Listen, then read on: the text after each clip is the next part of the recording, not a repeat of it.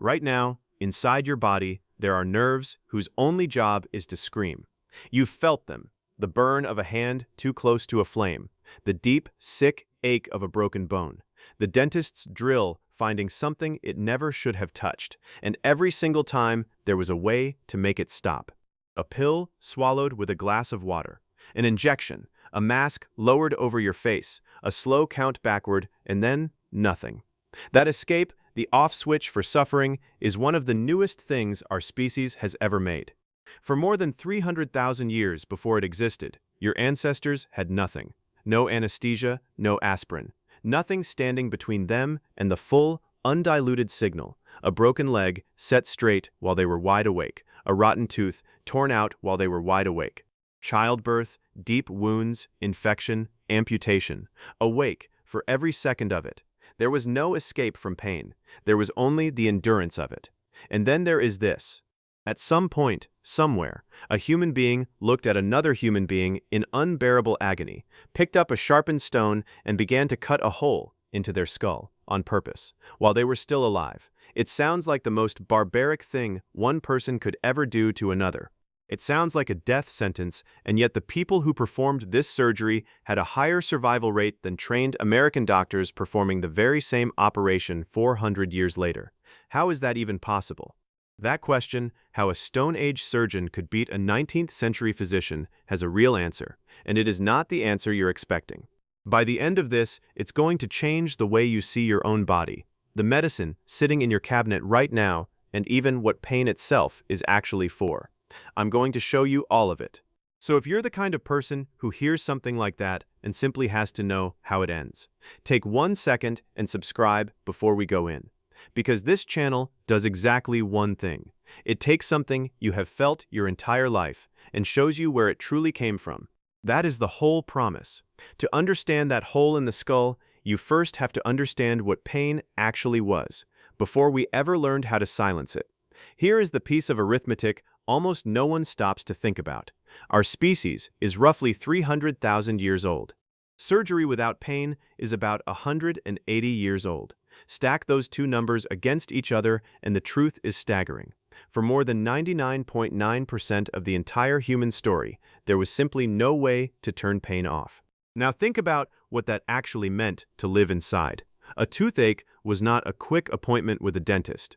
It was a throbbing that could last for years, slowly poisoning you until one day the infection reached your blood and finally killed you. A wound that today takes 10 minutes and a few stitches could mean weeks of fever, of watching the skin around it darken, the slow and creeping horror of gangrene setting in. And perhaps the cruelest part of it all wasn't even the pain, it was the helplessness. Every human being who lived before about 1850 carried the same quiet, brutal understanding, that when the agony came for them, and sooner or later it always came, they would simply have to be there for all of it, awake, present, until it passed, or until they did. So they did what people in pain have always done. They bit down on a strip of leather, on a piece of wood, on anything they could clench against. They held on, and they searched, for a reason this was happening to them, and for any possible way out of it. What some of them found should never have worked at all. It's called trepanation, the deliberate drilling, cutting, or scraping of a hole straight through the skull of a living person. And as far as we can tell, it is the single oldest surgical procedure in the history of humankind. What makes it almost eerie is that it didn't appear in just one place and spread from teacher to student. It shows up all over the world, in cultures that never met, that never could have met. Ancient Europe, Greece, Russia, China, the islands of the South Pacific, Africa, where it was still being performed as recently as the 1990s, and above all of them, the dry highlands of Peru, where archaeologists have now unearthed more than 800 trepanned skulls, more than the entire rest of the world combined. So why would anyone do this?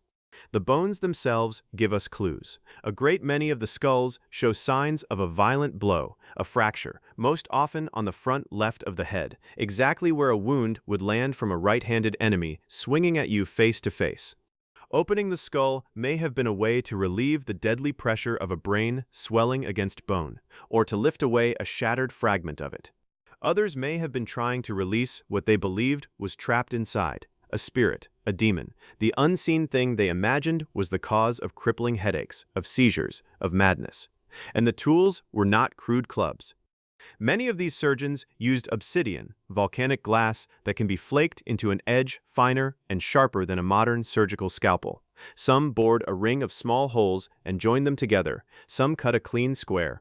But the Inca, the true masters of the craft, learned to scrape, slowly, patiently grinding the bone away in a widening circle, so they could stop at the exact instant they reached the delicate membrane wrapped around the living brain. Now, your instinct is screaming that this is insane. A conscious person, their skull laid open to the air, with no anesthetic at all. Surely this killed them faster than the injury ever would. So look at the bone. Look closely at the very edge of the hole. On the cases that failed, the rim is sharp, jagged, and raw. The patient died on the table, or soon after, and the bone never had the chance to change. But on most of the skulls we've recovered, the edge is something else entirely. It is smooth, rounded, remodeled. The living bone has grown back over the wound. That smoothness is the proof. It means these people did not merely survive the operation. They lived, for months, for years. There are skulls in Peru bearing as many as 7 separate, fully healed holes, people who endured this surgery again and again and again, and went on living after every single one.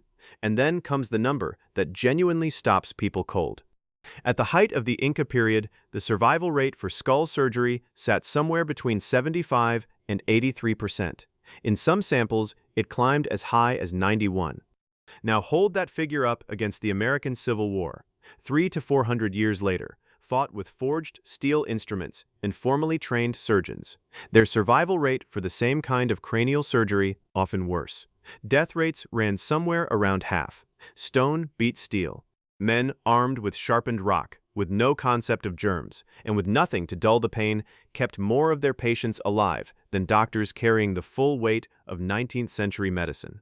If your brain just did a small backflip, good.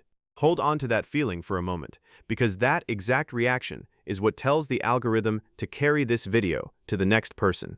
So if it hit you, drop a like right now. It honestly decides whether a channel this small lives or dies. And before I tell you how they did it, I want your gut answer down in the comments. If it were you, a serious injury, no painkillers, no anesthesia, would you let them set a stone against your skull and begin to cut? Or would you take your chances and live with the pain? There is no right answer. I read every single reply, because the how is the part that should humble modern medicine. And it comes down to 2 things. The first is skill. These were not desperate, random hack jobs. The surgeons learned precisely which regions of the skull to avoid, so they would never tear the vessels and membranes lying just beneath. They refined the technique across generations. The very oldest attempts, made 1,000 years earlier, survived only about 4 times in 10. They studied. They improved. They specialized. This was a true craft, handed down and sharpened over centuries. The second reason is the one that really stings. They didn't have hospitals. Civil War surgeons worked elbow to elbow in filthy, blood-soaked tents. They wiped their blades clean on their aprons between patients and probed open wounds with their bare, dirty hands. Nearly every soldier they treated developed an infection.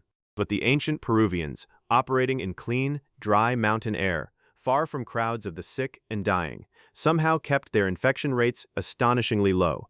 And to this day, we do not fully understand how they managed it. So they could open a human skull and keep that human being breathing. But that still left one problem unsolved, the agony of the cut itself. And for that, they reached down into the earth.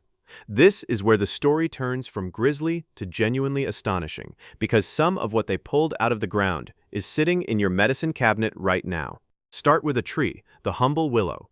More than 5,000 years ago, the Sumerians pressed its use into clay tablets. The ancient Egyptians wrote it into the Ebers Papyrus around 1550 BC.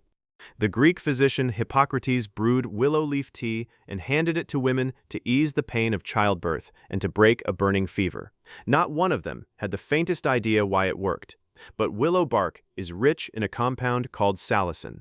And inside your body, salicin is converted into salicylic acid, the exact substance that, refined and tweaked in a laboratory thousands of years later, became aspirin. The single most widely used painkiller on the face of the earth is, at its very root, a 5,000-year-old folk remedy wrapped inside a coated tablet. Then there is the poppy.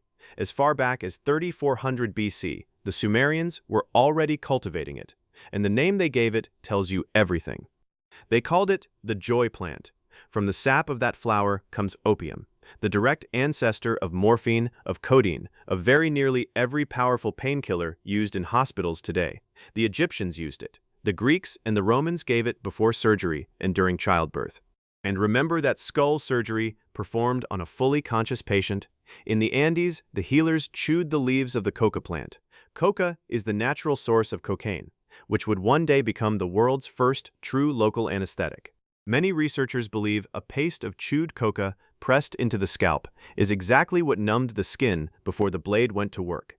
In all of that horror, it may have been the one small mercy, but not every remedy was so kind. They also turned to the nightshades, plants like mandrake and henbane, carrying chemicals powerful enough to drag a person down into unconsciousness. Centuries later, medieval surgeons would soak a sponge in a brew of these plants and opium, hold it beneath a patient's nose, and send them under for the knife. It worked. But it carried a knife's edge of its own. The dose that put you to sleep and the dose that stopped your heart were separated by almost nothing, measured by nothing more than a healer's guess. In the ancient world, pain relief was always a gamble, with your own life sitting on the table. They had blades, they had drugs, but there was one more painkiller they used constantly, every single day, without ever once knowing it existed, and you are carrying it inside you, right now. Your body makes its own morphine. When pain spikes, or when you're seized by fear, or pushed to the limit of physical effort, your brain can release a flood of chemicals called endorphins. The word is no accident. It is short for endogenous morphine, morphine made from within. These chemicals lock onto the very same receptors in your brain that opium does, and they turn the volume of your pain down at its source. It is why a soldier can be shot in the middle of a battle and feel nothing until the fighting finally stops. It is why an injured mother can carry her child to safety on a leg that is already broken. It is the reason runners chase that strange, floating euphoria deep into a long run, and why, against all logic, childbirth itself floods the body with some of the most powerful natural painkillers it will ever produce. Somewhere far back in our evolution, nature built an override, a way to silence the scream just long enough to survive the very thing causing it. And here is the part that sounds impossible. Our ancestors found ways to switch that system on purpose, using nothing but belief.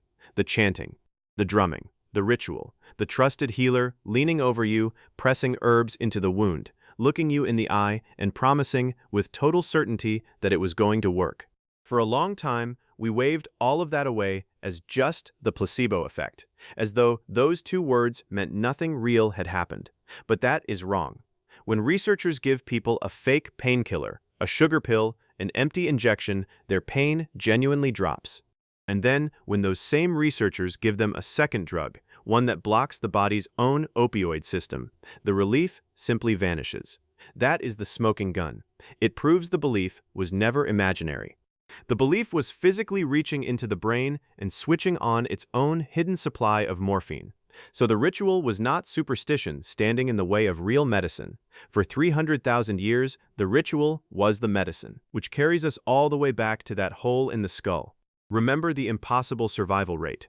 Part of it was skill, part of it was clean mountain air, but part of it, we now understand, was this. The patient believed it would save them. They trusted the hands that held the blade. And that trust was an anesthetic all its own, firing the brain's hidden pharmacy at the precise moment it was needed most. The belief didn't just comfort them, it helped keep them alive. So look, finally, at the whole of what your ancestors did about pain. They found aspirin hidden inside a tree. They found morphine asleep inside a flower. They opened the human skull with a sharpened stone and kept the person breathing through it. And when the plants ran dry and the tools could do no more, they reached into the only pharmacy that never ever closes, the one built into the human brain. We did not invent pain relief in a Boston operating theater in 1846. We simply, finally, caught up to what human beings had already been doing, in firelight, in the dark, in sheer desperation for 300,000 years. So the next time you swallow something for a headache and a few minutes later the pain just quietly disappears, stop just for 1 second and remember how astonishingly rare that is. Remember that nearly every human who has ever lived would have called it a miracle, because for almost the entire length of our story, there was no off switch. There was only you and the dark, and a body that simply refused to stop fighting. If you've made it all the way here, then you already know this channel was built for you. So finish the thought you started earlier. Now that you know how they survived, has your answer changed? Would you trust the stone or the pain? Tell me down in the comments. And if that jolt of, "I never knew that," is the feeling you came for, then you should know it lives in every single video. Why 1 in 10 of us is born left-handed. The moment our entire species came within a breath of vanishing forever. Why your own body is the strangest machine you will ever own. Subscribe, and the next one will find its way to you automatically. I release a new one every week. And speaking of strange, there is one part of your body that no other animal on Earth possesses. Not the great apes, not anything. It is there on every face you have ever looked at, and to this day, no one can fully explain why it exists. That story is waiting for you right here. I'll see you in it.